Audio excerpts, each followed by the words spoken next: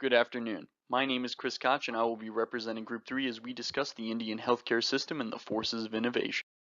There are many interesting facts about India. As the largest country in the world by population, it has nearly two-thirds of its entire population that continues to live in rural areas. Over 40% of all children under 5 years of age are underweight as recently as 2015. Additionally, government healthcare spending was only 4.02% of GDP as recently as 2014, which is low for even low-income countries. This places a tremendous burden on households with out-of-pocket healthcare spending reaching rates of over 69%. Indian healthcare system has a long and storied history dating back to pre-independence times, with the first primary health centers being established in the 1920s. The ultimate goal of these primary health centers was to have approximately one center for every 30,000 persons within the population, focused especially on rural areas. The integration of Ayurveda with traditional Western concepts of medicine has continued to form a unique fabric of Indian healthcare delivery to the current state of the Indian healthcare system is unique because of the distinct role of the federal and state governments. The central government develops overall policy objectives and then relies on the states to implement them, while the most impoverished are able to access government health infrastructure through this widely available system. That system is only widely available in urban locations and is typically not able to effectively deliver care to the rural poor.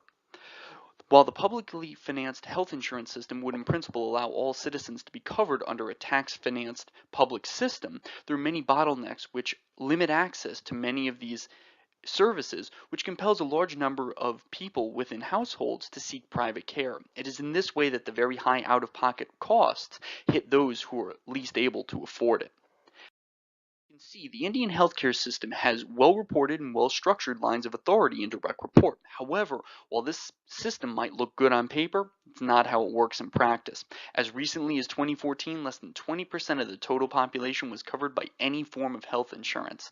And of that 20%, nearly 4% were for various government unions that were set apart from the rest of society.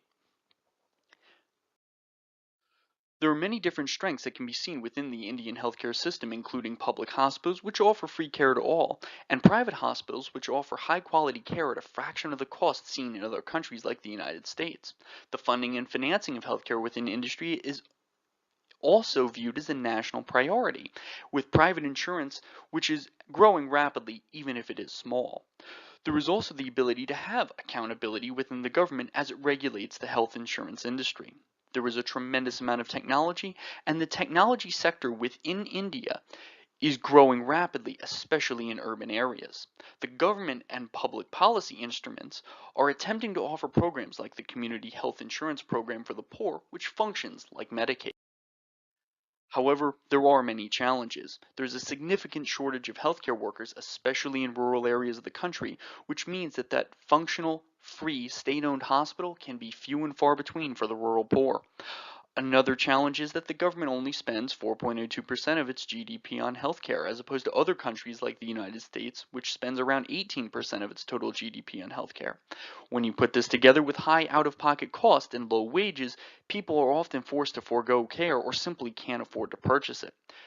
There is also rampant corruption throughout the Indian healthcare system. This limits the ability to deal with the informal payments which have become the norm in many government-operated facilities or parallel private practices run after hours by government physicians.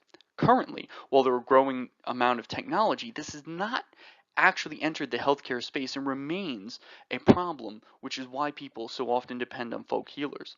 The government has not caught up with the major public health initiatives, and there's grossly inadequate water and public sanitation infrastructure, which directly impacts the health of the entire population. However, what are the opportunities? There are many. These include the use and encouragement of the continued practice of yoga, meditation, and Ayurveda.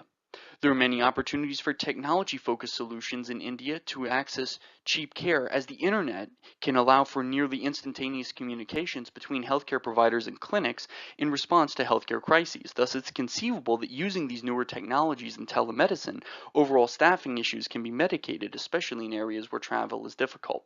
Finally, a business-oriented approach would allow public health services and funds to be earmarked for these public health activities, and they can be distributed to non-governmental organizations for better management and delivery rather than dealing with a highly corrupt and inefficient system of the government.